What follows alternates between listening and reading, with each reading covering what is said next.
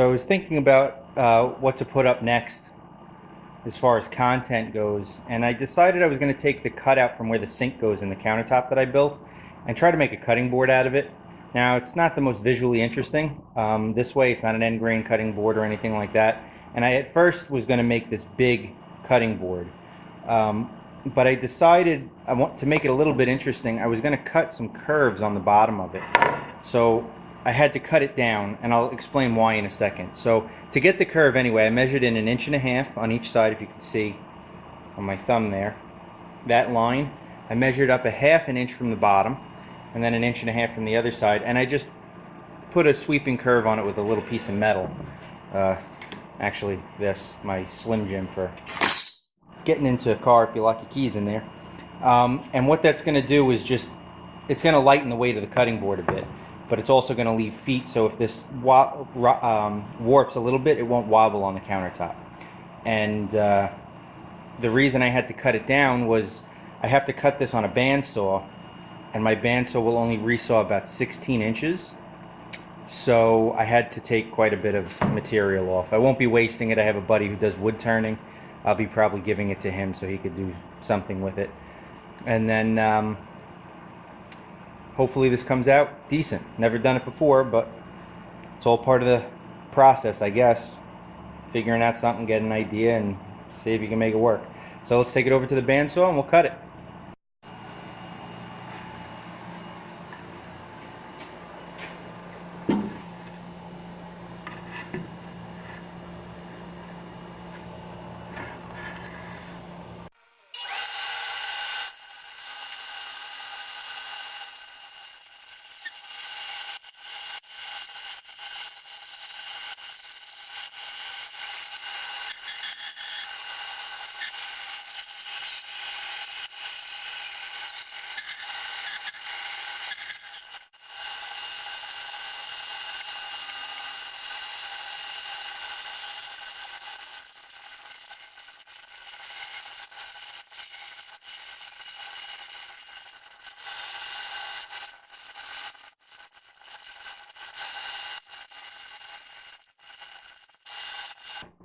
So you can see here, not too bad. I mean, getting the curve on something that tall without a fence is a little rough.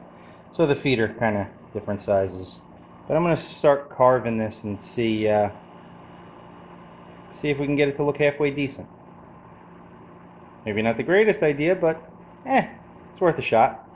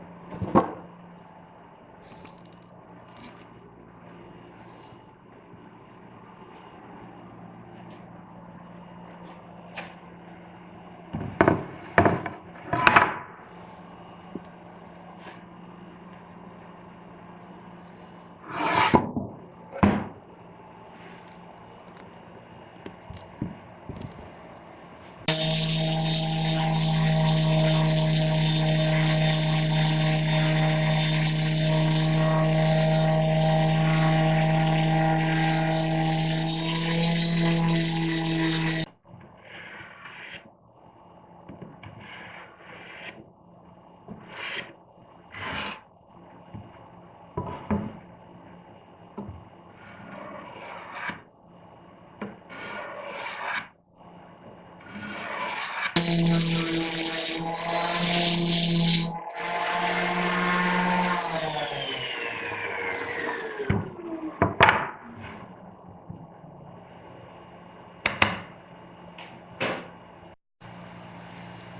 I want to route a groove in here so when I'm cutting meats and stuff like that, the juices don't just roll over the edge. So I'm just going to kind of eyeball where I want it to go, and then I'm going to have to build a jig that I can plunge route around this to get a nice groove. I'll use one of those, I don't know what they're called, but those round router bits.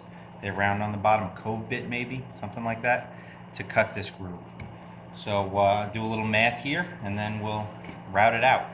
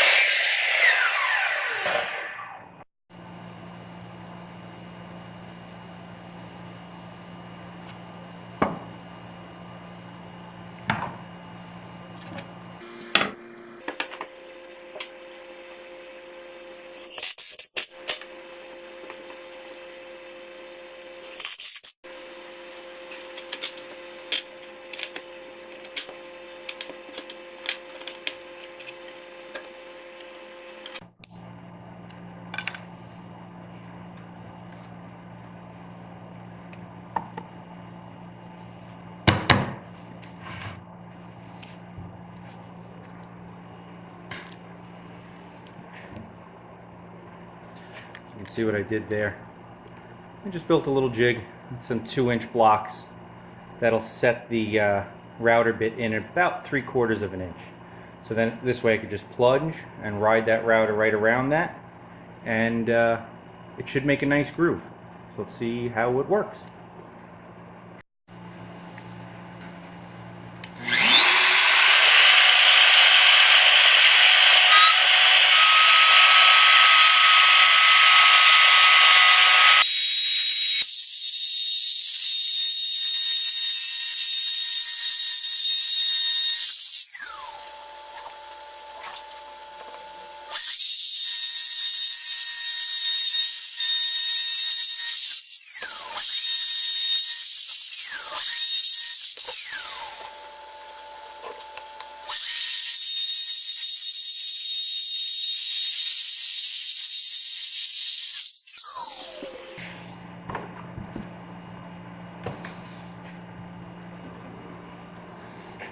It actually came out pretty good.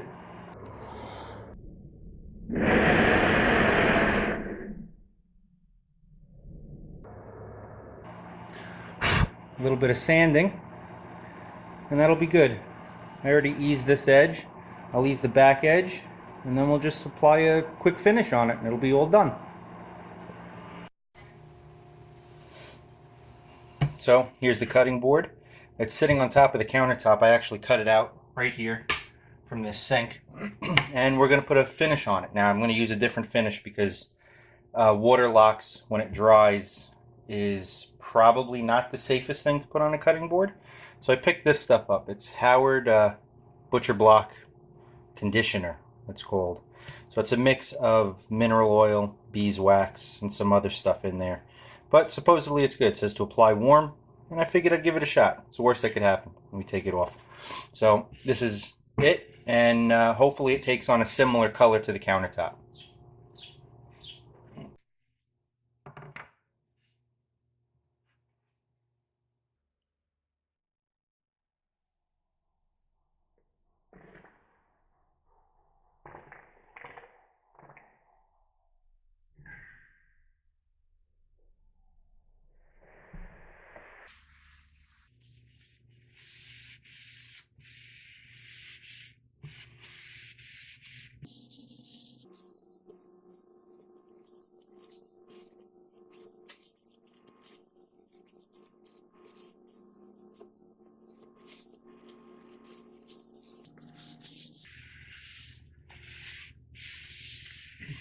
So it says to leave that on there for about 20 minutes and then come back and wipe it off. And do that 3 or 4 times, get a good coat on there.